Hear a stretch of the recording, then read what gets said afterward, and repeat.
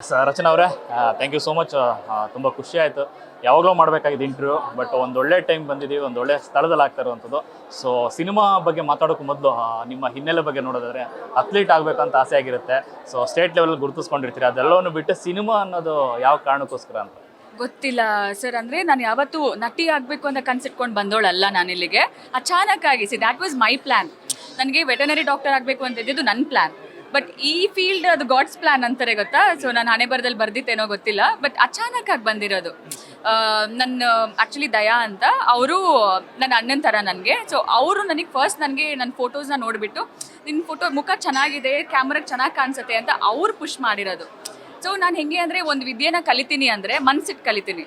ನನಗೆಲ್ಲದು ಕಲಿಯೋಕೆ ಇಷ್ಟ. ಸೊ ಹಾಗೆ ಈ ಫೀಲ್ಡ್ ಕೂಡ ಎಲ್ಲ ಕಲ್ತಿದ್ದೀನಿ, ಎಲ್ಲ ಮಾಡಿದ್ದೀನಿ. ಇದನ್ನು ಟ್ರೈ ಮಾಡೋಣ ಅಂತ ಬಂದಿರೋದು ಬಿಟ್ಟರೆ ಇಲ್ಲೇ ನನಗೆ ನನ್ನ ಕರಿಯರ್ ಬಿಲ್ಡ್ ಮಾಡ್ತೀನಿ, ಇದರಲ್ಲೇ ಇರ್ತೀನಿ ಅಂದ್ಕೊಂಡು ಯಾವತ್ತೂ ಅಂದ್ಕೊಂಡು ಬಂದಿರೋಳಲ್ಲ. ಸೊ ಗೊತ್ತಿಲ್ಲ. ಸಿನಿಮಾ ಕಲಿಕೆ ಅನ್ನೋದು ಎಷ್ಟೆಲ್ಲ ಕಲಿಸ್ಕೊಡ್ತು ಅಂತ ಆರಂಭದಲ್ಲಿ. ಯಾಕಂದರೆ ಕನಸು ಬರುತ್ತೆ, ಓಕೆ ಸಿನಿಮಾ ಮಾಡಬೇಕು ಅಂತ, ಬಟ್ ಆಯ್ಕೆಗಳು ಒಂದು ಬಂದಾಗ ಒಂದಷ್ಟು ಸಿನಿಮಾಗಳಿಂದ ಸುಮ್ಮನೆ ಆಡಿಷನ್ ಕರೆಸ್ತಾರೆ, ಆಮೇಲೆ ನಂತರದಲ್ಲಿ ಬೇಡ ಅನ್ನೋ ರಿಜೆಕ್ಟ್ ಆಗೋ ಒಂದಷ್ಟು ಆ ಥರ ಎಲ್ಲ ಸಿಕ್ಕಾಪಟ್ಟೆ ಕಲಾವಿದರಿಗೆ ಆಗಿರುತ್ತೆ. ಸೊ ಆ ಥರದ್ದೇನಾದರೂ ಆಯ್ತಾ? ಅದೆಲ್ಲವನ್ನು ಮೀರಿ ಈಗ ಮೊದಲ ಸಿನಿಮಾ ಅದೇ ರಿಜೆಕ್ಟ್ ಅಂತ ಆ ಥರ ಯಾವತ್ತೂ ನಾನು ಫೇಸ್ ಮಾಡಿಲ್ಲ, ಬಟ್ ನಾನು ಸೈನ್ ಮಾಡಿದ್ದೆ. ಅದೇ ಹೇಳೋದಲ್ವಾ ಲೋಕೇಶ್ ಸರ್, ಅಂದರೆ ಹಣೆ ಬರದಲ್ಲಿ ಯಾವ ಸಿನಿಮಾದಲ್ಲಿ ನೀನು ಲಾಂಚ್ ಆಗಬೇಕು ಅಂತ ಇರತ್ತೋ ಅಲ್ಲೇ ಆಗೋದು ಬಿಟ್ಟರೆ ನನಗೆ ಎರಡು ಸಿನಿಮಾ ನಾನು ಮಾಡಬೇಕಿತ್ತು ಆಲ್ರೆಡಿ ಆ್ಯಕ್ಚುಲಿ. ಬಟ್ ಅದೇ ಎಲ್ರಿಗೂ ಎಲ್ಲ ಸಿನಿಮಾ ಮಾಡೋಕ್ಕಾಗಲ್ಲ. ಯಾವ ಸಿನಿಮಾ ಅಂದರೆ ನಮ್ಮ ಹಣೆ ಬರದಲ್ಲಿ ಇದು ಬರ್ದಿದ್ರೆ ಅದೇ ಆಗೋದು. ನಾವು ಏನು ತಕ್ಕದಿಮ್ಮಿತಾಯಿ ಕುಣಿದ್ರೂ ಐ ಥಿಂಕ್ ಅದು ಆಗಲ್ಲ.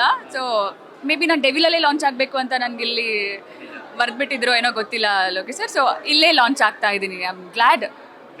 ಡೆಸ್ಟಿನಿ ಅನ್ನೋದು ಎಲ್ಲಿ ತನಕ ಕರ್ಕೊಂಬರುತ್ತೆ ಅಂತ. ಯಾಕಂದರೆ ಹಿಂದಿನ ಸಿನಿಮಾಗಳು ಅದು ಕೂಡ ದಿ ರೈಸ್ ಆಫ್ ಅಶೋಕ್ ಆಗಿರಲಿ, ವಾಮನ್ ಆಗಲಿ, ಒಂದಷ್ಟು ಸಿನಿಮಾಗಳು ಬರುತ್ತೆ, ಅದು ಕೂಡ ಒಂದು ಪಾಸಿಟಿವ್ ಇದ್ದಂಥ ಸಿನಿಮಾಗಳು. ಬಟ್ ಎಲ್ಲೊಂದು ಕಡೆ ಸ್ಟಾರ್ ಸಿನಿಮಾದಲ್ಲ ಇದೆ, ಅದು ದರ್ಶನ್ ಅವ್ರ ಜೊತೆಗೆ. ಸೊ ಅದೇ ಹೇಳ್ದೆ ಅಲ್ಲ, ಹಣೆ ಬರದಲ್ಲಿ ಏನು ಬರ್ದಿದ್ಯೋ ಅಥವಾ ಡೆಸ್ಟಿನಿಯೋ ಏನು ಎಲ್ಲ ಚೆನ್ನಾಗೇ ನಡೀತಾ ಇತ್ತು. ಬಟ್ ಅಚಾನಕ್ ಆಗಿ ಅಂದರೆ ನನಗೆ ಇಲ್ಲೇ ನಾನು ಲಾಂಚ್ ಆಗಬೇಕು ಅಂತ ಇದ್ದಿದ್ದರಿಂದ ಮೇ ಬಿ ಇಲ್ಲೇ ಆಗ್ತಿದ್ದೀನಿ ಏನೋ ಗೊತ್ತಿಲ್ಲ. ಸೊ ನೀವು ನೋಡಿದ್ದೀರಾ ನನ್ನ ಜರ್ನಿನ. ನಾವು ವಾಮನ ಟೈಮಿಂದ ನಾವು ಸಿಕ್ಕಿ ಮಾತಾಡ್ತಾ ಇದ್ವಿ. ಬಟ್ ಇವತ್ತು ಇಲ್ಲಿ ಕೂತ್ಕೊಂಡು ಮಾತಾಡುವಂಥ ಒಂದು ಅದೃಷ್ಟನ ಏನೋ ಗೊತ್ತಿಲ್ಲ Lokesh sir. I am happy. ನೋಡೋಣ, I am just going with the flow. I'll see. ಈ ಡೆವಿಲ್ ಜರ್ನಿ ಅನ್ನೋದು ಯಾವಾಗಿಂದ ಆರಂಭ ಆಯಿತು, ಹಿಂಗೆ ಸ್ಟಾರ್ಟ್ ಆಯ್ತು ಅಂತ? Auditions call. ನಾನು ನನ್ನ ಮನೇಲಿದ್ದೆ ಆ ಟೈಮಲ್ಲಿ. ದಯಾ, ನಾನು ಹೇಳಿದೆ ಅಲ್ಲ, ದಯಾ ಅಂತ ಅವ್ರು ನನ್ನ ಮ್ಯಾನೇಜರಿಗೆ. ಸೊ ಅವರು ನನಗೆ ಹಿಂಗೆ ಆಡಿಷನ್ಸ್ ನಡೀತಾ ಇದೆ ಮೇಡಮ್, ನೀವು ಟ್ರೈ ಮಾಡಿ, ದೊಡ್ಡ ಸಿನಿಮಾಗಳನ್ನ ನೀವು ಹೋದರೆ ಫೇಸ್ ಮಾಡಿದ್ರೆ ನಿಮಗೂ ಆಡಿಷನ್ ಫಿಯರ್ಸ್ ಇರಲ್ಲ, ಎಲ್ಲದನ್ನು ಫೇಸ್ ಮಾಡ್ಬೋದು. ನನಗೆ ಆವಾಗ ದರ್ಶನ್ ಸರ್ ಸಿನಿಮಾ ಅಂತ ಗೊತ್ತಿರಲಿಲ್ಲ. ನಂಗೆ ಗೊತ್ತಿರಲಿಲ್ಲ.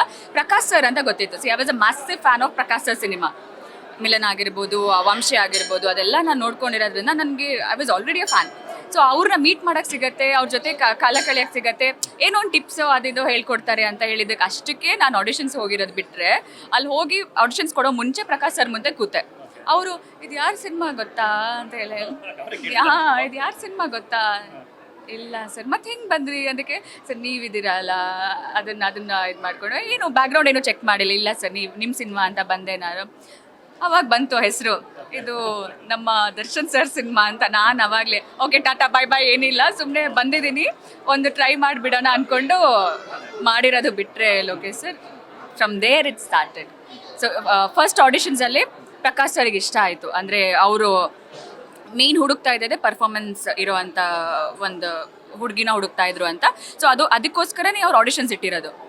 ಅವರಿಗೆ ಈ ಸಿನಿಮಾಗೆ ಅಂದರೆ ಬಂದು ಹೋಗೋ ಕ್ಯಾರೆಕ್ಟರ್ ಕೂಡ ಅಲ್ಲ, ಅವರಿಗೆ ಆ ಪರ್ಫಾರ್ಮೆನ್ಸ್ ಬೇಕಿತ್ತು. ನೀವು ಪ್ರಕಾಶ್ ಸರ್ ಸಿನಿಮಾ ನೋಡಿದ್ರೆ ಹೀರೋಗೆ ಎಷ್ಟು ಇಂಪಾರ್ಟೆಂಟ್ ಇದೆ ಅಷ್ಟೇ ಹೀರೋಯಿನ್ಗೂ ಇರುತ್ತೆ, ಪ್ರತಿಯೊಂದು ಪಾತ್ರಗಳಿಗೂ ಇರುತ್ತೆ.